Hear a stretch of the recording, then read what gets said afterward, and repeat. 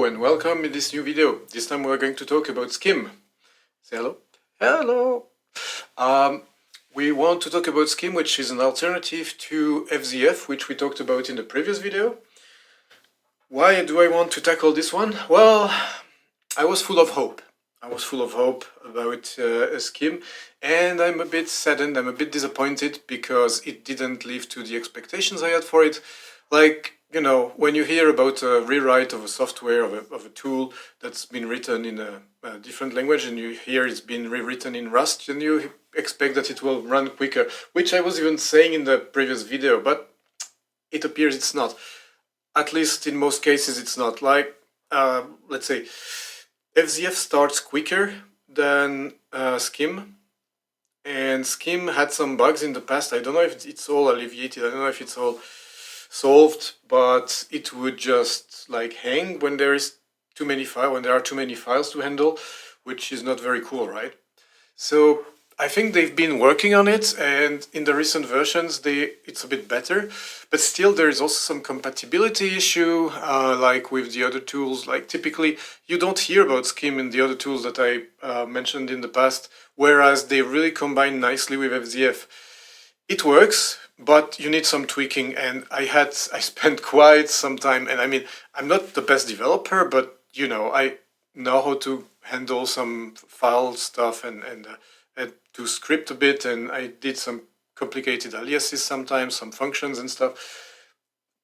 Well, it took me a while to get it to work, actually, like FZF would. I was expecting, because it's a rewrite of FZF, they would use the same variables, the same everything, and then you could just use it from the get-go. Well, it's not true. I think there are still use cases where you might want to use Skim, and I keep it for now on my system, but I keep it because I just want to have a look at it, I want to investigate, I will try it more extensively over a couple of days. I might go back to FZF though, because yeah, the speed is a problem. Like I mean, I was expecting it to be quicker, but it turns out that FZF is so well written that it's actually quicker. I've been reading some Reddits and other forums about this, and they talk about that. One use case that I can mention quickly is that I will put the links in the description. You can read those threads also. Like there are people are talking differently about this. Also here in the AI generated summary that I got from here, then they are also saying that it's not. FZF is more mature, it's better integrated, and so on. So yeah, that's why people use more FZF still, and I think I will keep FZF. I want to try it more, but I want to try Skim more, but I will still keep FZF. And I think one of the interests that I found, I think, where was it? I found in this thread is that Skim can be integrated as a library. So that could be something like for Rust developers. It could still be something to use within a script or within a complete application. So that's a possibility, but otherwise it's not as easy. And typically, like one of the things that I liked about Skim, it's that, for instance, it has a different way of filtering stuff. Like typically, if you put some words together, like here, now I'm in my logs, so if I search for the logs here, and I want to filter the logs to, for instance, typically I'll filter about boot, then it will find me everything with boot and log, but then if I would strap, for instance, it will also find it whether it's with it or without it, you know, it will nicely combine them together. So it's really, the fuzziness maybe has been experimenting a bit more, and I think in some cases it will give you better results. So that's one thing I like kind of about Skim. Another problem, because it's not packaged in Debian or Linux Mint, you need to install it through Cargo, or you make the build yourself, but you know how annoying it can be, and it can be also error prone and everything. So I installed it through Cargo. I had some errors all along the way, like from the beginning it asked me I need a newer version of Cargo, the one from 2024, I needed some module or something, so I had to install that. Then once Cargo was complete and at the latest stage with everything, I could install it, but then it doesn't come also with the the key bindings, which I had to install myself. I mean, this is really annoying, you know, because you would expect these things to work from the get-go, and I think it's written here somewhere where you are supposed to, yeah, shell bindings. You see, it's here. So you have to do this yourself. Like, it's not there by default, which is a bit annoying. I mean, some people like to have a minimum installation, but I think these things should be part of the default installation. Otherwise, it's pretty annoying, especially when you, like me, want to switch from FZF to Skim just for trying. Then a lot of things will break. Also, in my code, and that's what I was mentioning, I will put that in the description of the video because it's a bit complicated, but I can show it to you a little bit. Like, if I go, okay, let's go back to my, I'll go back here. I was testing stuff here. Well, you see, like, typically something I didn't show in the FZF video. Also, if you are it's something I was doing just now. If you are searching for a certain process, that could also help. Like, you can use SK, which is the short version of Skim, and that's how you call the program.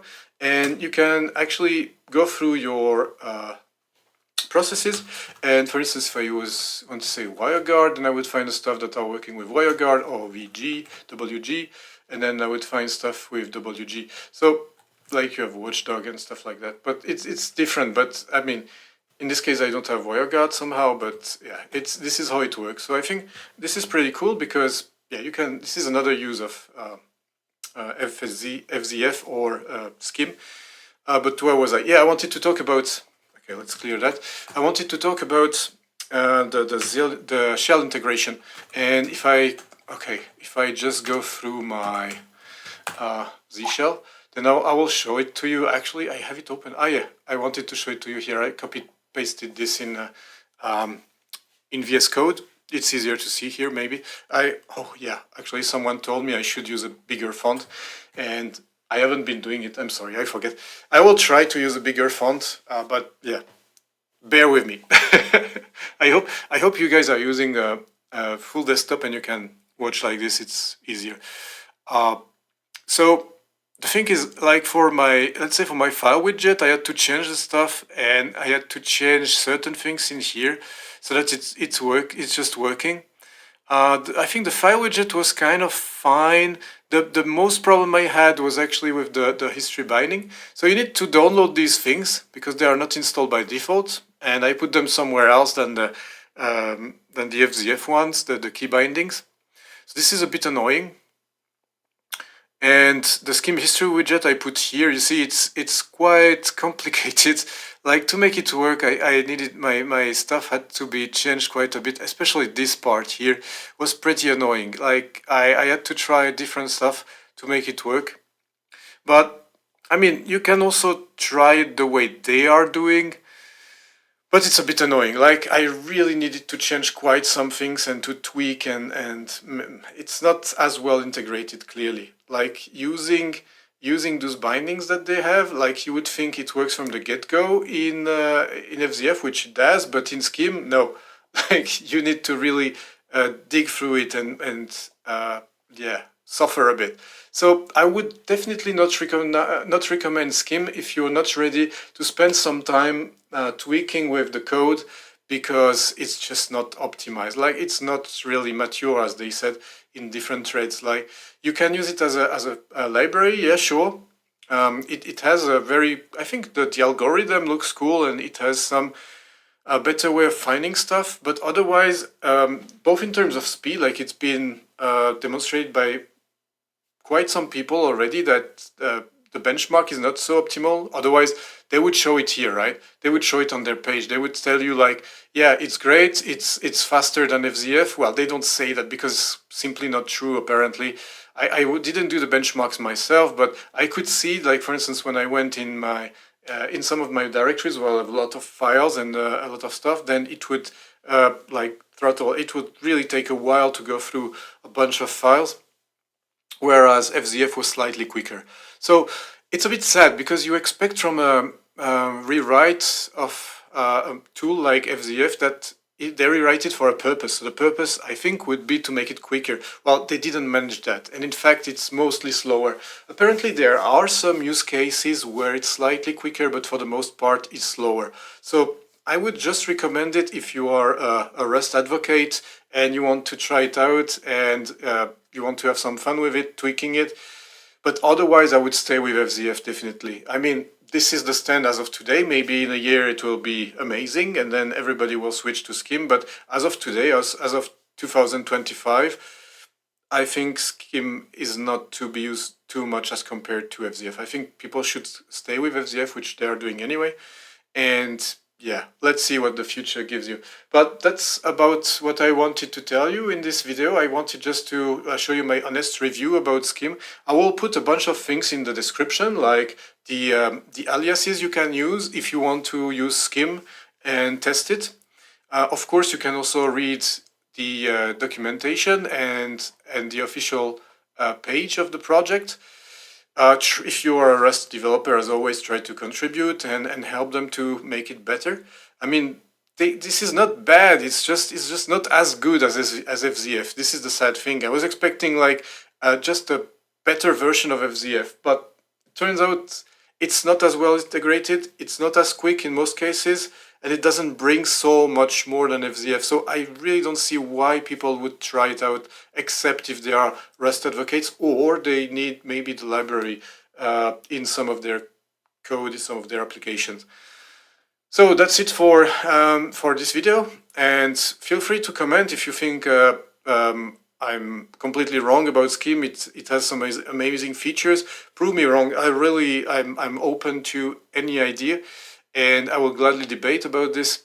Like, I will also try out things. I'm gladly trying new things. That's why I want you to try new things. Like, I wouldn't make this video otherwise. But to be honest, conclusion, and I said it several times, disappointed in Skim. I was expecting more. I was expecting quicker. I was expecting more reliability. I was expecting the same kind of portability, the same kind of consistency that I have with FZF, but it's just not there yet. And that's also why it's not even packaged in Debian and Linux Mint. So you see, like the list of distributions that are packaging it is very small compared to FZF, and there is a reason for that, really. Other than that, yeah, I think that's it. Have a nice day. Say it also. Have a nice day. Bye bye.